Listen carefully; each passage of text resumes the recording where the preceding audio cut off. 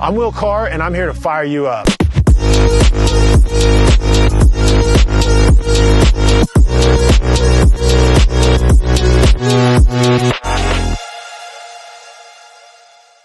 Welcome, everyone, to the Will Carr Speaks podcast. In today's episode, I sit down with my good friend, Amanda Frederick, and talk with her about a couple different things. Amanda is an astrology expert, so we get into birth charts, what it means, like where your sun, moon, rising signs are, what we can learn about ourselves from these different houses. And we talk about some really practical ways that, you can understand yourself better by understanding your birth chart. We do this as well as talk about, Amanda does various different body work. So we get into different Reiki conversations, which for those of you that don't know about Reiki, I didn't know much about. I learned a lot from this today, as well as sexology, which is a way that Amanda does body work to really help women specifically, understand themselves and release some traumas, that are built within their body, around sex and around intimacy. So if these are things that are interesting to you, if you are interested to learn more about yourself and understand yourself better, I think you're going to love this episode. So tune in, guys. I appreciate you being here and enjoy the show. All right. Welcome, everyone, to the Will Carr Speaks podcast. I'm excited to sit down today with my good friend, Amanda Frederick, the Cosmic Mistress. We are going to get into astrology and maybe some of the other like really fun body work and stuff that you do. So to get started, let's just talk about some astrology basics. Like, tell me what, just give me a good place to get started. I don't know. I don't know much about astrology. I know a little bit, but totally. I'm always fascinated to like read my horoscope or, find out something new about myself. So, yeah. Well, I think most people, when they think of astrology, they're thinking of just mostly their sun sign. Mm-hmm. And then if you go a step further, then people are more aware of like what they call their big three, which is like your sun sign, your moon sign, and your rising. And those are all really important. But the way that I work with astrology and the way that I do readings with people, those are all really important. But actually starting with the nodes, so the North Node and the South Node, because I approach astrology from an evolutionary perspective, which means our soul came into this life to have a certain experience and to learn certain lessons and to grow into who we're meant to be. And we also come into this life having mastered something in an area and having all of this knowledge and having all of these past lived experiences that kind of feel very familiar. And we oftentimes repeat those things, but they're also what hold us back from moving into where we're meant to go. And so the North Node is like our North Star. That's the lesson, the area of our chart that our soul is meant to move towards. Okay. It's totally new. It's unfamiliar.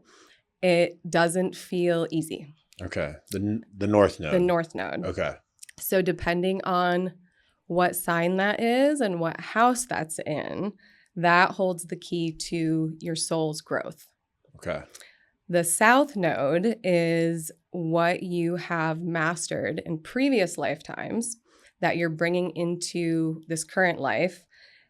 A lot of experience there, but it can also be very shadowy as far as that's typically the energy that you fall into very easy because it's so familiar, but it can hold you back in a lot of ways too. So it's not always like negative. Like my South Node is in Virgo in the 7th house. 7th house is partnerships, marriage, one-on-one relationships. Virgo, the beautiful side of it is being incredibly organized, grounded, having your shit together. Mm-hmm. So like doing relationship in that way and supporting people in relationship in that way is very easy for me because I came into this life with all of that already. Yeah. The shadow side of it is needing it to be perfect, needing to control, needing things to be a certain way, placing yourself or your partner in this like standard of perfection you can never get there. So those are the pieces that I personally need to watch for that will hold me back. Okay. So it's almost like your South Node is it can be like almost because it's your area of comfortability, it can be things like skills that you're really good at, like you can use, but at the same time, it can almost be that like comfort zone where you want to like not step outside. It can almost like prevent you from growing because that's your comfort zone and it's easy to stay there. Yeah. So if when you're feeling called or like something comes into your field that's totally new that your soul is ready for, that's like the choice point, right? I can stay in this and do what's comfortable, and I can do that for the rest of my life because it's easy for me.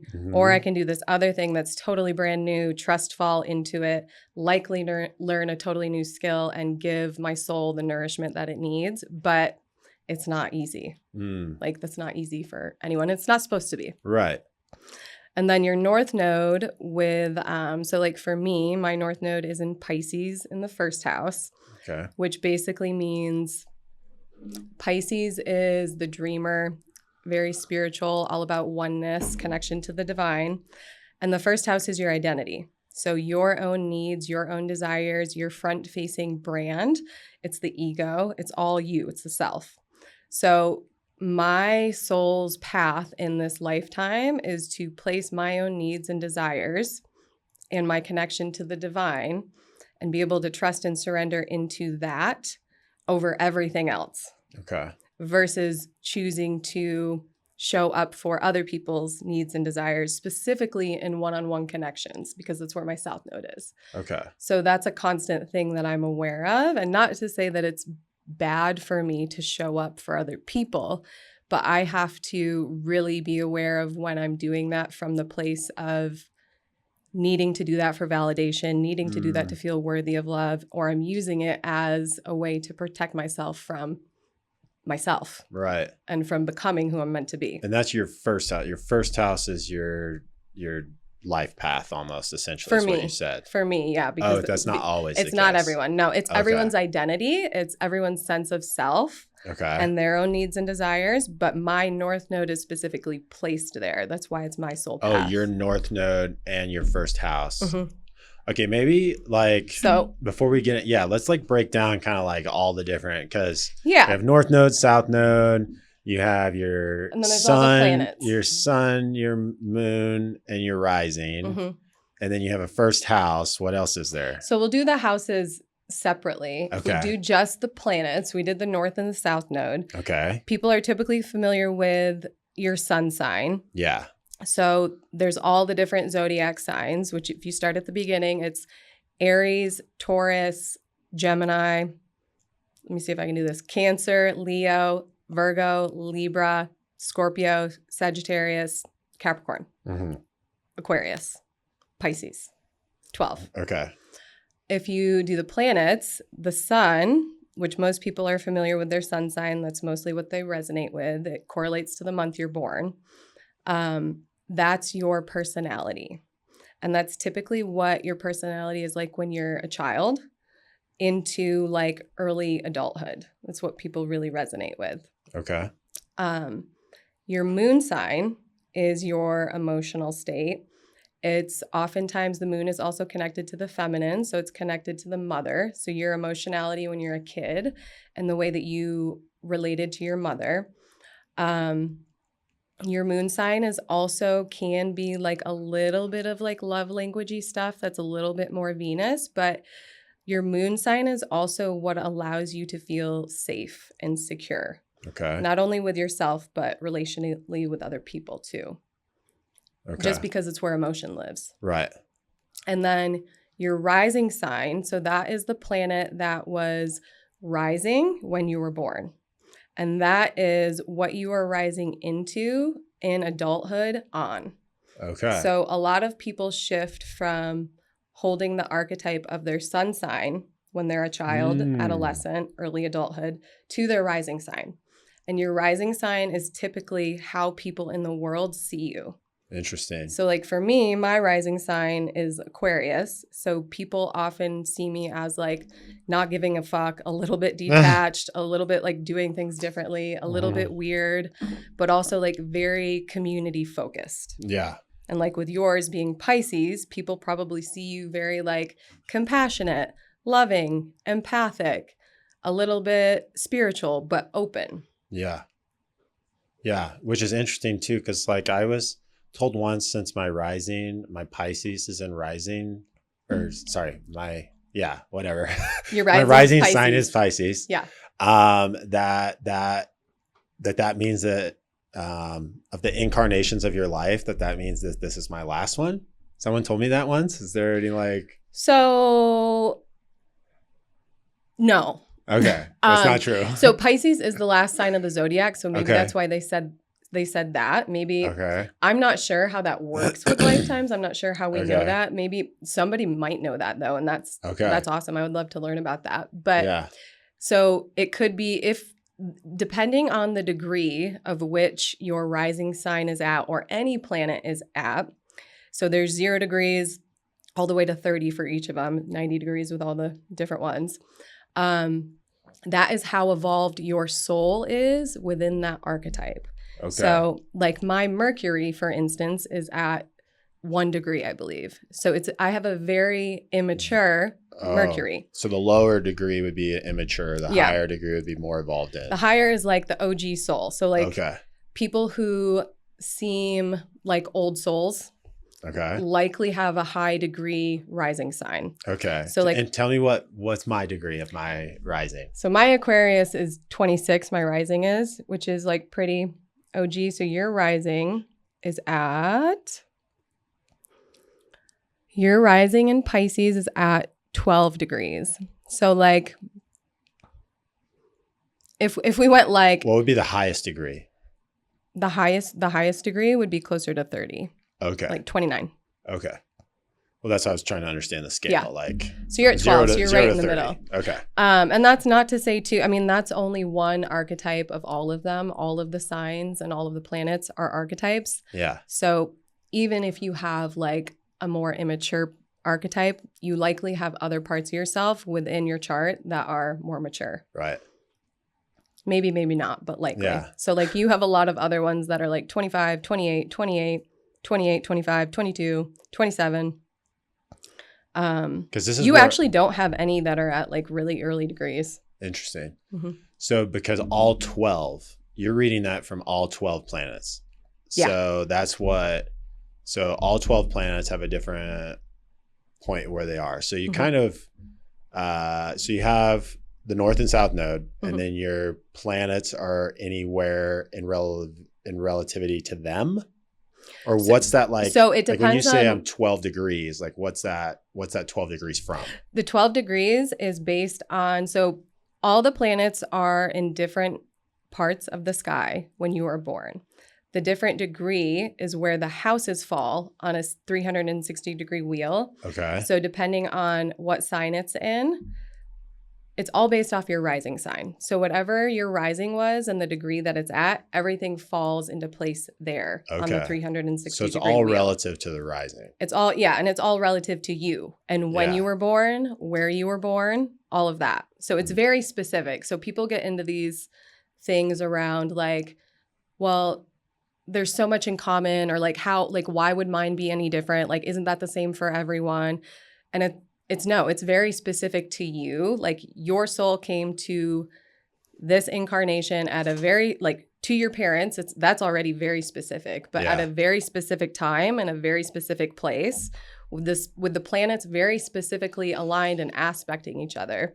That is your soul's blueprint. And so it's a really amazing technology to not only learn more about yourself, but to use it as a map to your soul's like liberation as well while you're here. Yeah. Do you want me to do any of the other planets? Yeah. Let's talk about, I want to understand them. Yeah. Sun, moon, rising. So sun, moon, Mercury. Mercury is the planet of communication, insight, thoughts, information. So any type of communication, it can be with yourself, it can be, texting, it can be email, it can be speaking. And Mercury, where was I going to go with this? I'm going to go to the next planet. I was going to go into the signs, but let's keep it separate so it's not confusing.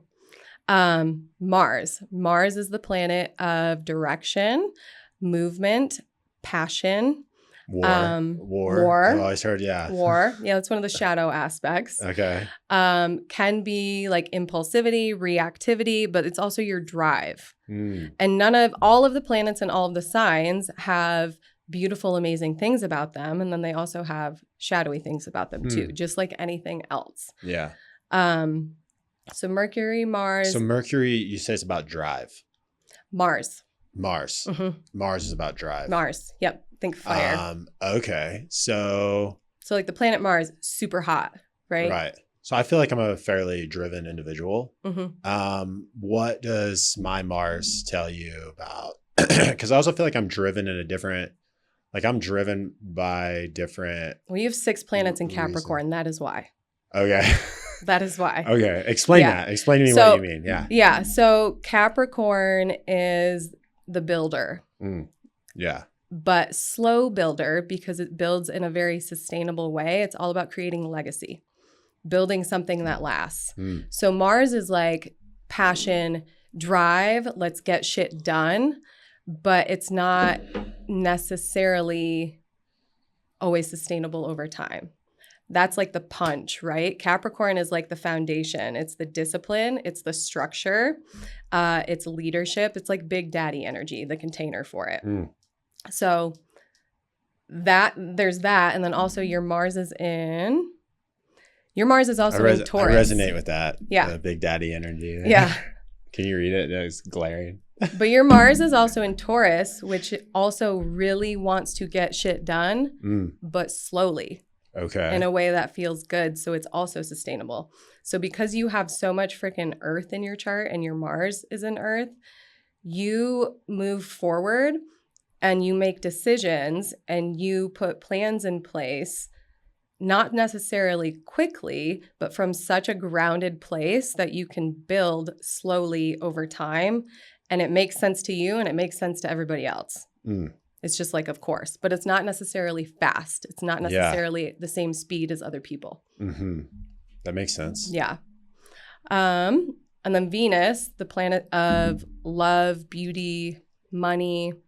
It's very like pretty, wants everything to be like harmonious. It's also our values, our self-worth.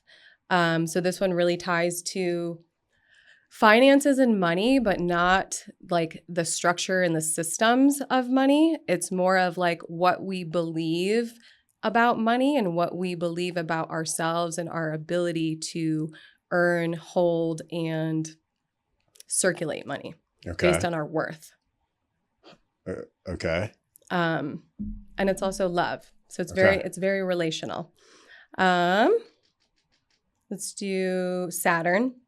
So because you also have 6 planets in Capricorn, Capricorn's ruled by Saturn. Okay. That's the planet.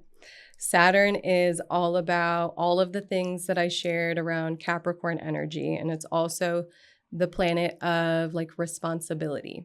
So when you go through a Saturn transit, or if you have Saturn aspecting your chart in a way that is a little bit like tense, or maybe even not tense, it could be actually very beautiful. It doesn't always feel beautiful because it doesn't feel easy. It's very confronting. It's asking you to take responsibility for what it is you need to make your dreams come true. So it's very, very helpful, but it has this like heavier feeling to it because of the responsibility aspect. Okay. And then let's do Uranus. So Uranus is my ruling planet because my rising is in Aquarius. Whatever your rising sign is, whatever planet rules that sign is kind of like your chart ruler, which basically means anytime that planet is aspecting anything specifically in your chart, or even like, for instance, Uranus just recently moved into Gemini. I felt that very intensely because it's my chart ruler. Okay. Uranus is Kundalini energy. It's the awakener. It has very much like a nervous system feeling to it. It can be a little bit frenetic. It's upgrades. It's also AI. It's also pretty much all of technology. It's very innovative and forward thinking, doing things in a way that they've never been done before. It's very like crypto. Yeah. Stuff like that. Huh. Interesting. So where's my Uranus? Your Uranus is in Capricorn in the 10th house. So 10th house is career, public reputation, legacy. So for you, doing all of that in a way, showing up in your career, public reputation in a way that is linked to Uranus themes. So all the things I just said. Yeah. Doing it differently. Doing it differently, bringing awakening, bringing change to the world, doing that with community too, because you have so many in your 11th house as well, so many planets there. But this could also be like AI, or it could also be some type of techie thing. It could also be just anything that's new and innovative. Yeah. That people haven't seen before or felt before or experienced before. It doesn't necessarily have to be linked to technology, but it can be. Right. Interesting. Okay. So you said that the planet that controls or where your rising is kind of so what planet is because Neptune. So that's because I think so there's the planets, there's the houses, there's the nodes, there's and then there's aspects. So would like your sun, moon, and rising be considered aspects? Those are planets. Yep. Sun, moon. So sun, moon, rising, Mercury, Mars, Venus, Uranus, Pluto, Saturn, Neptune. Okay. All of those are planets. Okay. And there's 12 houses. Those are all planets within the solar system. And then there's houses on a 360-degree wheel that all correlate to different archetypes and themes. And each house also correlates to a specific sign and a specific So like planet. The 11th house is always like one of the Capricorns or like... So the 11th house is always community, friendship, networking. Those are the themes within the house. Okay. And the 11th house is ruled by Aquarius, which is ruled by Uranus. So Aquarius is the planet that is exalted or in its most beneficial and supportive area if it's in the 11th house, ruled by Uranus. So planets have corresponding signs that they're ruled by. The signs are ruled by specific planets. Those go together. But the way that our chart is, they don't always fall under those specific ones. No. Okay. No. And they don't always fall in those specific houses either. Okay. So they can. But when they don't, what's that telling us? And I guess that's different depending on which house, because it's so complex. There's so many. So it depends. There's a lot of different planets and different signs that work really well and complement each other. And none of it's bad or wrong. Right. It's just good to be mindful of. So like for me, I have Jupiter and Venus and Taurus in my second house. Those are both like incredibly comfortable signs for those planets to be in, and they're exalted in the second house. It's like an amazing placement. But if I were to have like Jupiter and Venus maybe in like Aries in a different house, I would just be mindful that, those don't always work really well together. So how can I be mindful of that to not fall into the shadow side of Aries? So like being more impulsive, moving too quickly in love or money, or overspending too quickly with my money, with the Jupiter being there. Making a lot of money, but then getting rid of it super quickly. So it gives you, it's more about the information that it's providing you and how you can use that as a tool than like, oh, I'm fucked. Yeah.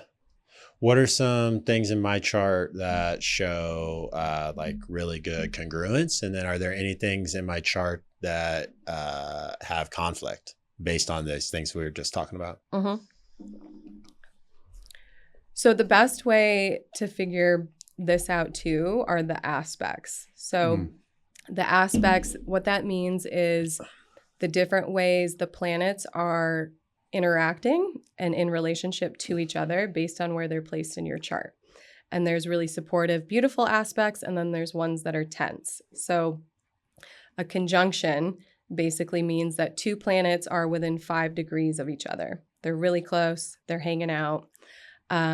If these are two planets that get along, that's great. And then they're supporting each other. Mm-hmm. If these are two planets that are like polarizing or don't always get along, it's not necessarily going to be the most supportive while they're in that aspect. Okay. And then there's squares. Square, if you think about a square, right, the way that it looks, Yep. anytime there's like a 90-degree angle in the chart, it's more tense. So there are a few different squares that can be beneficial. And honestly, all aspects are beneficial when you know how to use the energy. Mm-hmm. But this is really when the shadow side of both planets are at play, is when there's a square. Okay. So it's like, think about two people triggered in an argument. Right. That's where the planets are at. And your goal is to be mindful of that. And how can you resource each of those archetypes so that they're not butting heads? Okay. And then there's a sextile, which is a really beneficial aspect. It's at 120-degree angle. So a 90-degree angle is a square. Right. 120 is a sextile. This basically means... That would make a triangle. Yeah. Okay. This basically means that those two planets are in harmony, they're getting along, and you get the really beautiful aspects of each, but you need to be conscious of the transit in order to get what you need to out of it. Meaning you need to know that you don't necessarily need to know that that astrology is happening, but you need to be aware of what it is that you're noticing in your field, in your body, in your experience to really either let go of something, move into something else. You just need to be conscious. Mm-hmm. Versus a trine, which is closer to 180 degrees. That is when two planets are in such a beautiful, harmonious aspect that you don't even need to do anything. Whatever beautiful thing you are meant to receive through that transit, you're going to get no matter what. It's not to say check out and don't do anything, don't be aware of it, but you don't need to work for it. Yeah. And I think if I remember looking at my chart, aren't most of my stuff pretty much right across from each other? Well, your north and south node are always going to be across from each other. They're Okay. always opposite. But yes, so like you have 6 planets in Capricorn, 5 of them in the 11th house. You have 2 planets in the 10th house. And then you have a couple in the 2nd, but then the majority of your planets are directly across from them in the 5th and 6th house. Mm. So, I mean, you have a couple of trines, you have a couple of squares, you have a couple of sextiles. Most people have, all of these aspects somewhere in their chart. Mm-hmm. It's just to be mindful of what it is that's going on, just so you can know yourself more and your own patterns. It's to know your own patterns. I feel like things flow for me pretty easily most of the time. So... Yeah. Yeah. I don't know. I mean, we all have, I've had things in my life, I suppose, that have been. Have you been through some hard shit, Will? Yeah, maybe a few. Have you been through some hard shit that you learned some lessons with too? Yeah, I've definitely learned some lessons in my life. Mm-hmm. But that's where I'm even like the lessons and stuff have flowed. It's always been for the better. Do you feel like you have an easy time in trusting and surrendering? Definitely. Yeah. Your rising sign is in Pisces. Yeah. Yeah. So like I have so many planets in Pisces too. That typically feels a little bit easier for people to be flowy and flexible than people who have a ton of fixed earth signs or even fire signs. And it all depends. Some people, that's just how they are. Some people, they have to go through specific lessons in order to embody that. But I would also say too, because you have so many planets making beautiful aspects, and also you have so many planets in Earth that it's likely also really easy for you to stay grounded. Because if you can stay grounded, you can move more fluidly than like the frenetic energy or being impulsive or anything like that. It's a lot harder. It's a lot harder to be flexible in those because you first have to ground. Otherwise, you're just making decisions from a place up here. And I feel that. I feel pretty grounded most of the time. I've definitely made impulsive decisions in my life. Yeah. But for the most part, I do. I feel grounded and just like the ability to think through things in a real logical way before, I make rash decisions or. The beautiful thing for you is you're really grounded not only in your career but in social settings, because all the Capricorn is in your 11th house. So like friendships, networking, all of your career stuff, like you're very grounded there, and that's also likely where you're making a lot of your decisions and where you're interacting, and you're very relational. Like if you think about it, the hardest place for people to stay grounded and flexible is anything relational. Like most of the time when you're alone, you're not having to figure out a lot more things than if you're with somebody else, you know? So for you, that makes a lot of sense because you already come from a very grounded place. But with your South Node being in Cancer in the 5th house, like you've come into this life with so much experience around being nurturing, loving, attuned, empathic to children, to romantic relationships, creativity, all of those things. That's 5th house ruled. But the shadow side of that would be putting that over focusing on building your own legacy. Okay. Because your North Node being in Capricorn in the 11th house, like you are here to build something sustainable that has an impact in your network, in your community, your friendship groups. So the area of like children, romantic relationships, all of that, placing those needs of the relationships or the people in those relationships over what it is that you're building would be the shadow side. Interesting. So without getting too much into some of the things I've been doing lately, and some of the things I've been really focusing on, I'll just say that it's interesting. Legacy is something that I've been talking about a lot in the last couple of months, and some of the discussion groups and masterminds and stuff that I'm involved with. What does that mean to you? What does legacy mean to you? To me, legacy means establishing a framework that perpetuates my values and perpetuates the longevity of my bloodline to perpetuate these values out into the world for, I like 35 generations is what is in this group that I'm in, that we've been formulating these structures around. It's about structuring things for, and you're thinking a 35 generation type legacy. So it's a very long time, 1,000 years. Yeah. You have very much the energy to be able to do that too. Yeah. And so that's a big thing that I've been thinking about, and how to structure that. And even because it's sometimes, I think, especially also as entrepreneurs and just as people, like we often think of like, I'm going to make this money. I'm going to build this business. I'm going to do these things. I'm thinking of like, okay, can I buy that mansion next summer? Or like, right.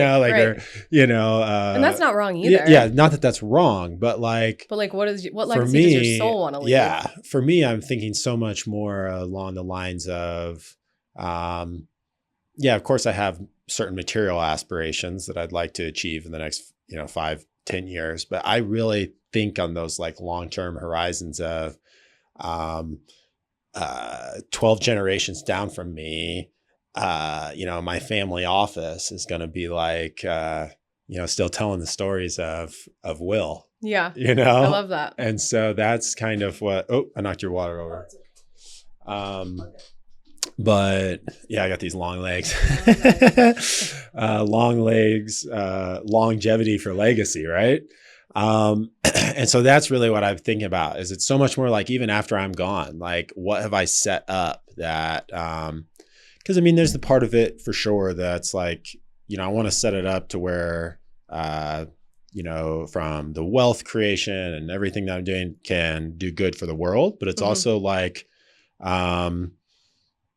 how can I establish this for my family to be able to take advantage of 10 generations, 500 years from now, 1,000 years from now? How is that going to still be a thing that I established? So that's been something I've been thinking about a lot the last couple of months. Well, I think that's beautiful. And I think, you have so much energy to be able to do both. You know, legacy for some people that's not what it is. That's not what and it doesn't have to be the same for everyone. You know, not everyone needs to build something that big. Not everyone has children or is focused on like family stuff, you know, like sometimes it's enough like living a full life that you love where you're really alive. And then people just remember you like, wow, when she was here though, like she loved life. Like she loved that. Or like she really loved her kids. Like she really showed up. Or like, wow, this person wrote that one book that impacted me so much, you know, like it can be different. That's why I asked what it means to you, because I think it can be different for everyone. Yeah. Yeah. And because I think it's like, yeah, you want to make a difference in the world, but I also, I want to set my bloodline up to be able to continue to make that difference long after I no longer exist. Yeah. It's very Capricorn. Yeah. Yeah. That's great. Yeah. Well, that's cool. Is there anything else like really interesting in the chart? And then I want to dive in and talk to you about some of the body work and totally some of the other cool things that you do. So also, you have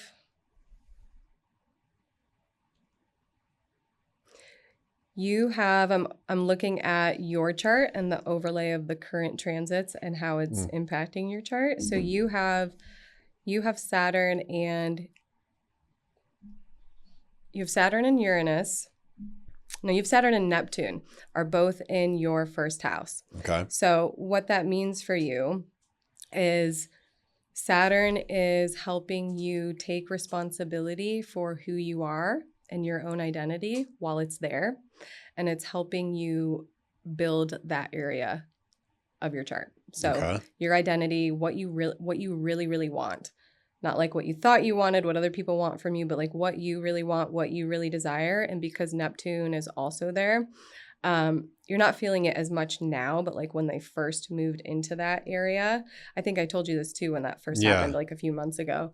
Neptune being with Saturn is really beautiful because it's not only like, okay, this is your responsibility in this area of your life to really get serious about what this means, but Neptune is like the beautiful, dreamy vision planet. So those two together means that you can dream the vision of who you want to be in the world and make it happen because you're able to be disciplined and structured and take responsibility for that.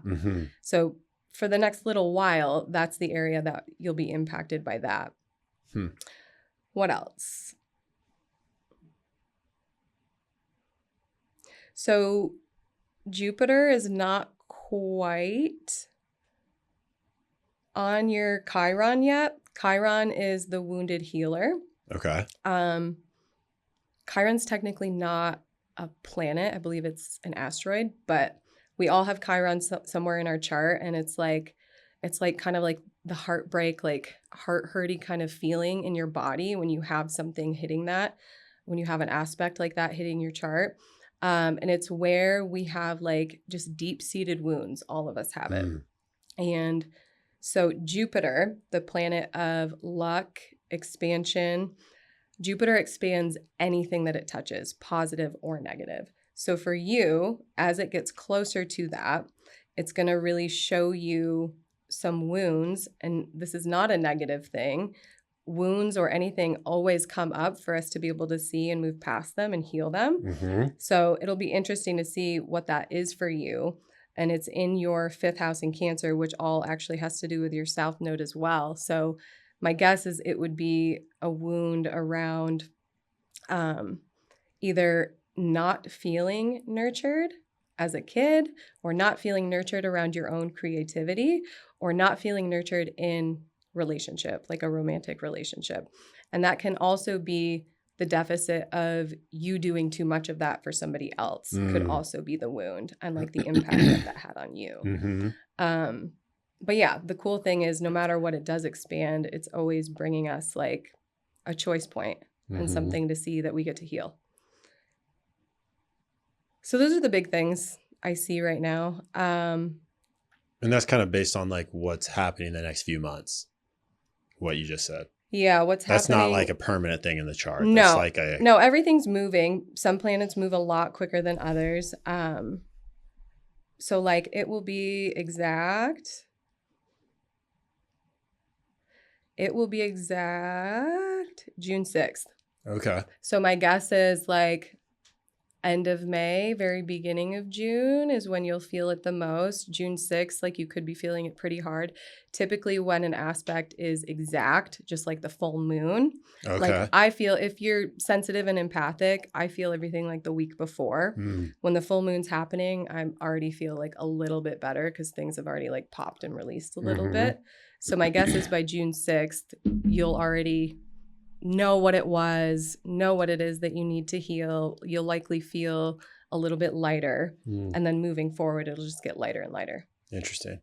Yeah. I always notice that around the full moon, it's always the few days going into the full moon. I have a tough time falling asleep. Totally.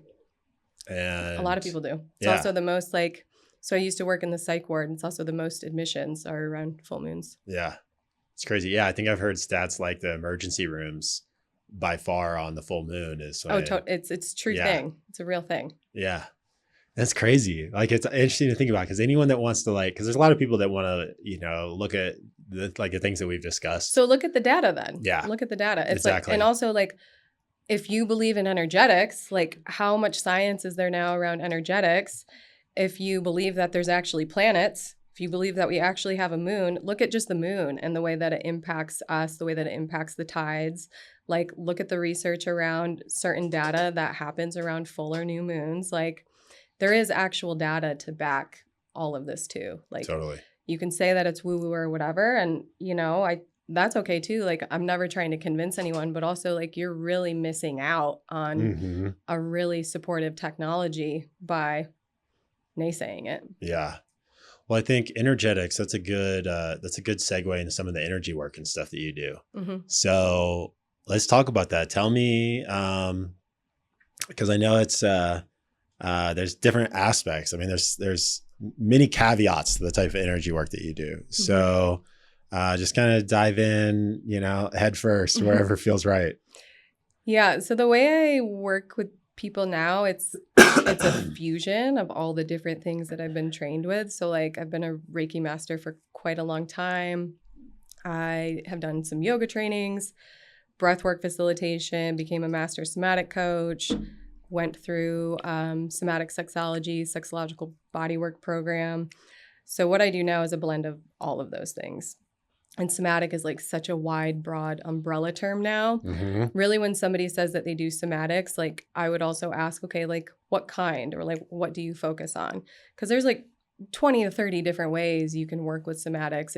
It really all it means is the body. So like instead of top down, somatics is bottom up. So you're working with the body first, not the mind.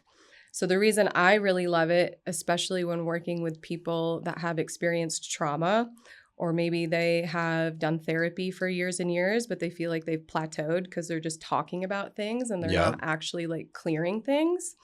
I really love it because you don't have to actually talk about what happened to you. You don't have to relive it. You don't have to go into it.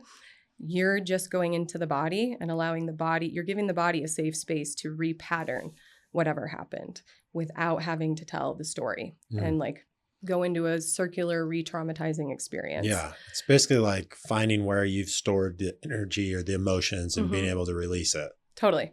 100%. Without even having to know why the energy was stored there. Well, and that's the thing. Even if we've had trauma or we've had different experiences, there's also so many things that we don't have language for because we don't even know that it's there. Right. Like you can't just go and talk about all the things you're holding unconsciously because we're not aware of them. Right. So that's why working with the body is so cool too, is because things will come up that you actually didn't even know were there.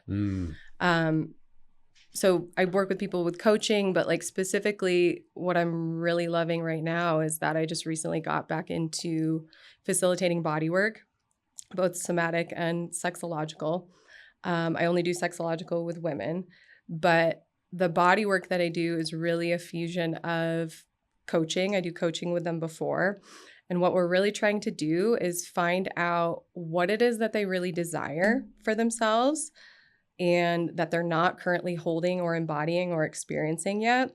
And where the block in their body, where the tension in their body is living, that is holding them back from experiencing that, so that we can repattern the body to safely open up to what it is that they desire. So we're unwinding any tension and trauma that's in the system, any parts of themselves that don't feel safe yet having that thing. Yeah. So you say, you talk about one of the words for what you're practicing is sexological, and then somatic. And then you're talking about how a lot of what you're doing is helping people be able to like release things so they can come to the things that they truly desire. So there's a lot of it, you're helping women get around insecurities around their bodies, or around sex, or like kind of like what's the typical thing. So that's like the front facing focus, like with anything sexological, but even the somatic piece is women being able to experience more pleasure in their body, so that they can safely hold more pleasure and be open to having more desirable experiences. However, all of it is actually the trauma that's been holding them back to experiencing that. So sex is actually a very like tiny piece of what I do with people, and it's not even close to the bulk of it. The bulk of it is like, okay, but where are the parts of you living in your body that still don't feel safe to even be open? Not open to sex, but open to life. That don't feel safe being relaxed, that don't feel safe taking up space just as yourself. Whether that's something that happened like in childhood where they got in trouble, they were told they're too much, they were rejected, all of these things that happened. There's a lot of like sisterhood wounds that came up yesterday too, working with a client. But oftentimes it's all the things that showed up relationally one way or another, whether it was with your parents, friends, romantic partners, so that now you're not able to like fully relax and just like take up space in your own body. And then from that point, it's like, okay, now we can kind of go into more like sex stuff, because you're open, you're relaxed, your body is more oriented to the fact that like pleasure is safe, because you also allowed yourself to feel all of the pain that you're still holding. And where are people typically, like, where are you holding that pain? Like, because I understand people can have trauma from a wide variety of different things, you know, whether, and yeah, I mean, whether it be a parent or a friend or a romantic partner or any of those things. But like, I guess you can hold that anywhere in the body? Anywhere. Absolutely anywhere. I mean, there's definitely different like emotionality components, and different like mind story stuff that correlates to different parts of the body. You know, typically with women, what I see is a lot of holding hips, sacral area, a lot of stuff in the solar plexus. Solar plexus is like our confidence, our drive, our self-worth. And then the heart. The heart's a lot. Most people are incredibly guarded. None of us are like super accustomed to living in the heart. We have like a cage around it. But when we start lower and start to clear some of this and then bring that openness up, it feels safer to open. And then anyone who's experiencing like the heaviness of ever feeling like a burden at any point in their life, which most of us have, especially like in childhood, that's all like upper back and shoulders. So like I did a lot of that yesterday. If anyone is ever feeling like they haven't been able to speak up for themselves or use their voice, it's all throat.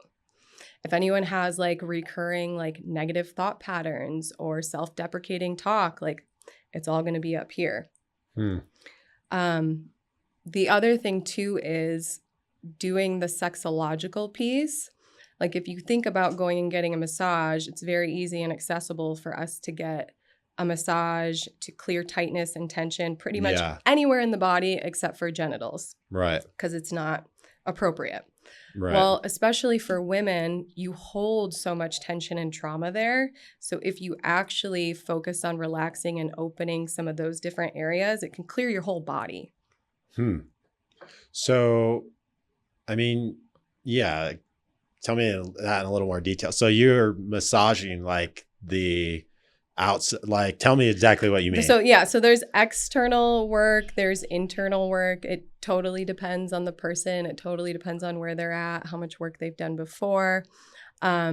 We hold a lot of tension and trauma, like on external genitalia, and then we hold even more inside. Mm-hmm. And this can be from like having a traumatic sexual experience, which in one way or another, most men and women have some type of trauma there, whether or not like it happened in an experience or it's conditioning.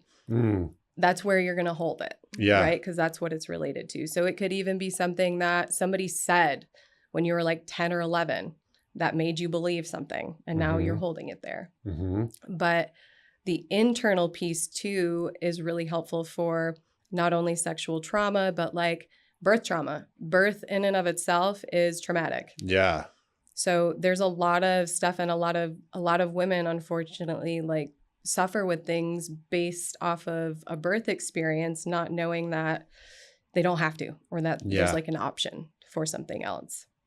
And the really beautiful thing too is this also helps women be more connected to that area of their body, be more comfortable with that area of their body, own their own pleasure, and also own their own pain without like turning away from it.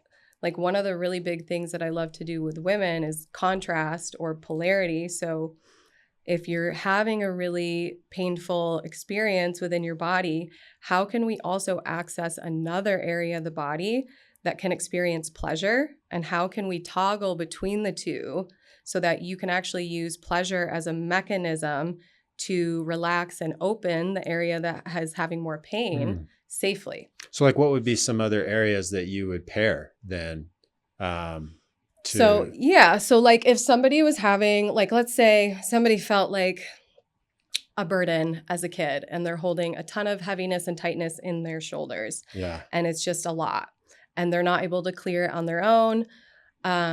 Oftentimes, even just like inviting pleasure in, let's say like I was moving my hand up and down their leg.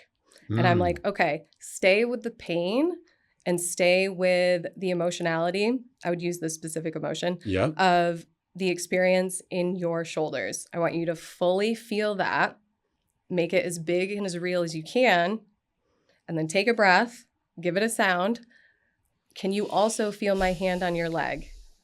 Does this feel good and pleasurable? Okay, now can you go back to the shoulders, go back into that, go back into the pleasure? Can you feel both at the same time now? Simultaneously, yeah. Can you feel both at the same time? Now can you focus on the pleasure? Are you able to bring this sensation and this experience up to your shoulders to resource it? Interesting. Yeah. Because we forget when we're in a painful experience that we also have the option to feel differently. Yeah. And to choose differently, or to feel both. And how quickly do you usually see people able to, like, maybe this isn't the right way to say it, but like snap out of that? Like, how quickly is this usually, like how many sessions, like how, like, is this something that usually can happen for people pretty quickly? Yeah. I typically work with people that are already decently open. Well, I think you would have to be decently open to even most people are like, I've never done any work. I'm super tense. Like, let's do this. You know, I mean, that could happen. It would take maybe a little bit longer. Yeah. But typically too, when you get to that point on the bodywork table, you're already very like dropped in and relaxed. So, I mean, it can change in as little as a couple of hours. The key to that though is integration. So once you're off the table and you're in your daily life, how can you consistently hold that new embodiment and toggle back and forth into it? Because you still have to choose differently out in the world too. Like it's not just one and done. You still have to have the practice of figuring out how to hold it, which is why multiple sessions are usually helpful, because then you get to come back and have the experience of maybe even more expansion, maybe even more openness. And then your body's learning, okay, it's safe to go even further. And the work in the in-between is, okay, it's safe to hold this on my own. Yeah. Yeah. And obviously I've never had any body work like this, but I guess what I would relate it to is, because sometimes it's not even like holding it, it's the ability to constantly come back. Like, you know, when I think of like, like meditation or something, it's like you don't meditate with the idea of, oh, I'm going to be in this blissful state all the time. But it's like the more that you practice meditation, the more that's like, okay, if something is happening, I can go back to that blissful, centered, connected state easily, rather than having to stay stuck in whatever discomfort I was in. So, and with repatterning the body, you're literally training your body to hold a new normal and to hold a new identity, a new embodiment. And when you're doing that, it's normal to toggle back and forth between the old and the new, because your body needs to understand that like the new doesn't have those pathways yet to very easily checkpoint it. It still has the very familiar ones to go back to the old stuff.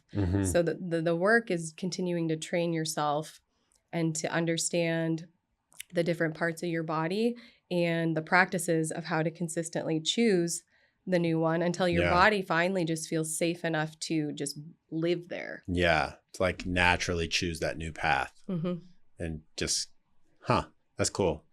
I'm sure, like, do you want to share, like, you know, I wouldn't obviously expect you to like share any like personal stories of your clients or anything, but I can share ones of myself. Sure. Yeah, please. I would love to Yeah, hear some like clients. transformational stuff. Yeah.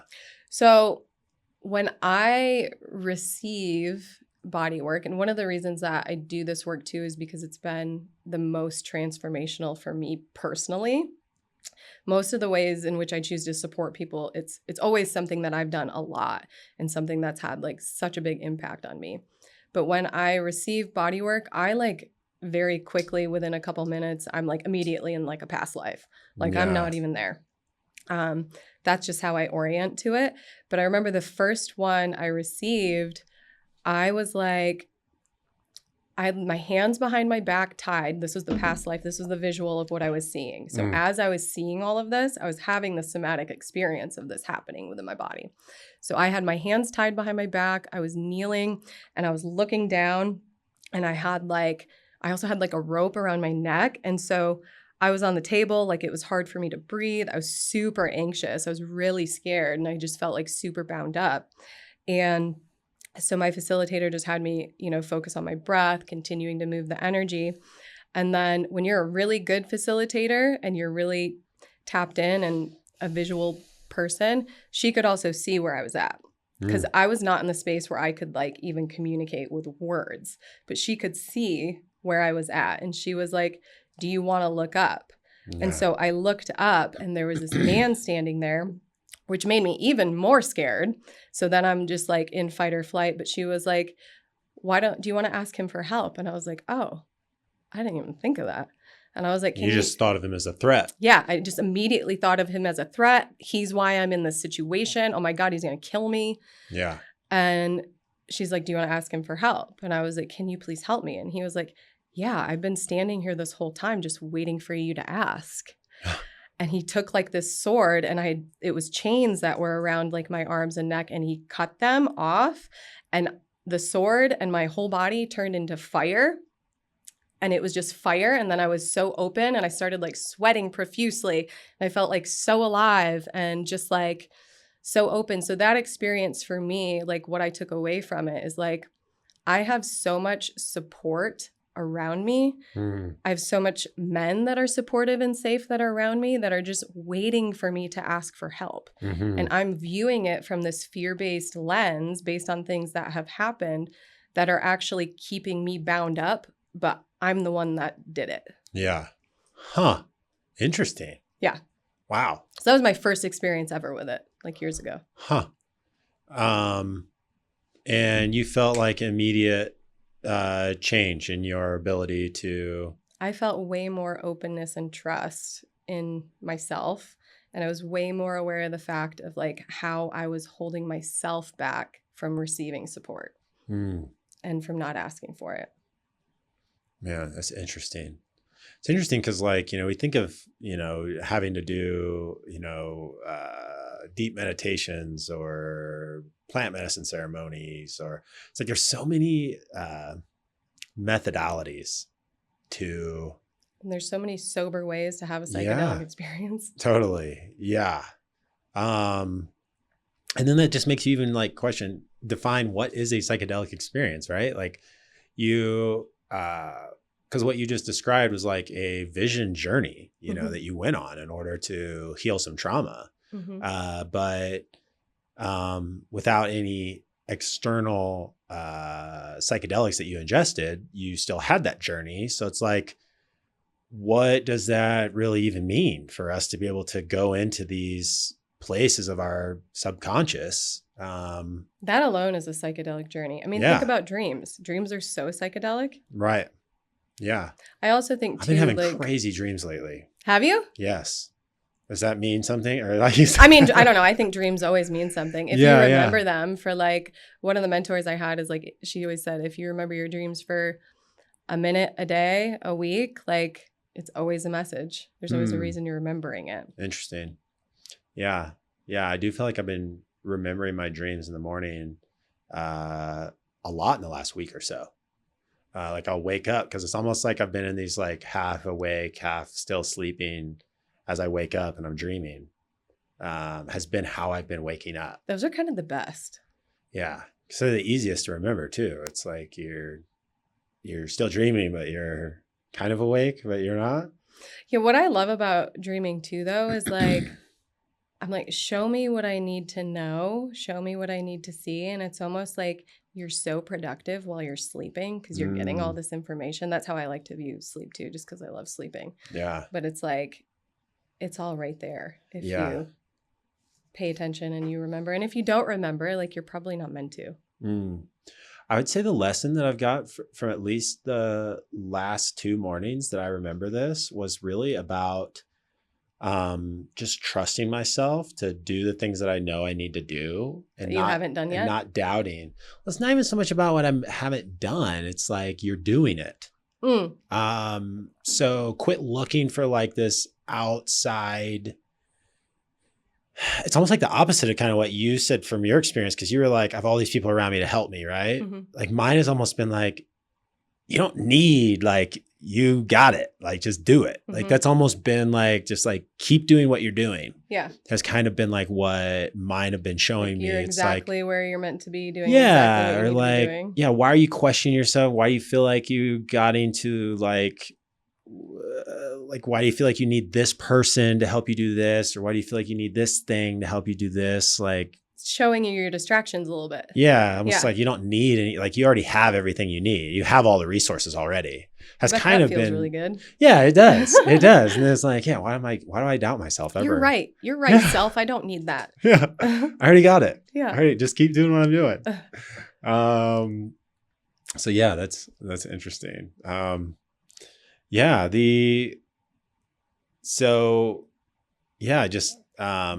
so when you're doing this and how are we doing on time? It's 11:40. 1 hour and 1 minute. Okay, cool. Yeah, that's I guess I just kind of want to close with, is there anything else about the body work or the sexology and stuff that you do that, you know, you would feel like would be important to share, and then we can wrap up? Yeah, I think so. Another thing that it's really helped me with is being more comfortable with the unknown and like mystery. I was already like fairly comfortable with that, but Yeah. it's definitely pushed me over another edge in a really good way, because you don't ever know what's going to come up, like ever, because it's, you know, it's unconscious stuff, it's old stuff, it's past life stuff, it's stuff from when you were a kid that you might not remember. And I think for a lot of people that can feel really scary, like not knowing what's going to happen or doing a different type of body work that you don't know much about, or it's just new, right? But I think like all of us can grow into becoming more comfortable with the unknown and the mystery. And we've gotten so away from that with like the instant gratification, all the dopamine, all the technology, like the quick stuff, I think has kind of taken us away from living a life where we really encourage and love the mystery. Because regardless of all of that, no matter what, life is still a mystery, whether or not we like want to believe that or we approach it as that. It always is. Like, we don't have control of the majority of things. So I think the more that we can lean into that and just trust that no matter what, like, universe, God, whatever, has my back, and like I have my back too, and this person has my back, and no matter what comes up, like I can handle it, and it's meant to come up. Yeah. Huh. Another question I have, because I'm just curious, like I can definitely see, because like for the female genitalia, there's a lot. I mean, there's all these internal muscles, and there's these places where I see where you can hold on to a lot of tension and trauma. Oh, you see that? I can visualize. Yeah, you can understand. Yeah. And I know you only do this work on females, but like for a guy, like I have a hard time thinking that I can hold tension, in my dick, or like I have a hard time feeling like maybe, I don't know. Like it's not like I can hold tension in my actual testicles. I don't think. I think you can. Okay. I think you can. I think you can still hold tension in the genitals. I think that it's very different for men. Yeah. And there's likely not as much there. I mean, if you think of the way our culture is and like patriarchal stuff and how long that's been going on and how long women have been holding stuff there versus men. Yeah. It makes sense, right? So like generationally, think about like what all of the women before me were holding. That all comes into my body too. Oh yeah. So I think it is different. It's not to say there's plenty of people that do sexological body work with men. I would say like a really main focus though for men is like men that experience like ED. Like that would be a more like very focused thing that they would need to work on or want support with. But there's also a lot of other things too. It's obviously different bodies, same parts, different bodies. Yeah. Different parts. Yeah. Yeah. For sure. Well, cool. Yeah. Well, this has been super fun. Thank you. It was great. I always love talking to you. Yeah, so you too. I appreciate, you giving me a reading on my chart and sharing with me, all these, just sharing with me your journey with the body work and, sexology is something that I've never really had any, I've never really talked about it or understand it. Or understood it, really even known about it really until, you kind of first introduced the concept to me. So, this has been super fun. And, as always, love talking to you and, you too. Thank love you. you. Love you too. I'm Will Carr, and I'm here to fire you up.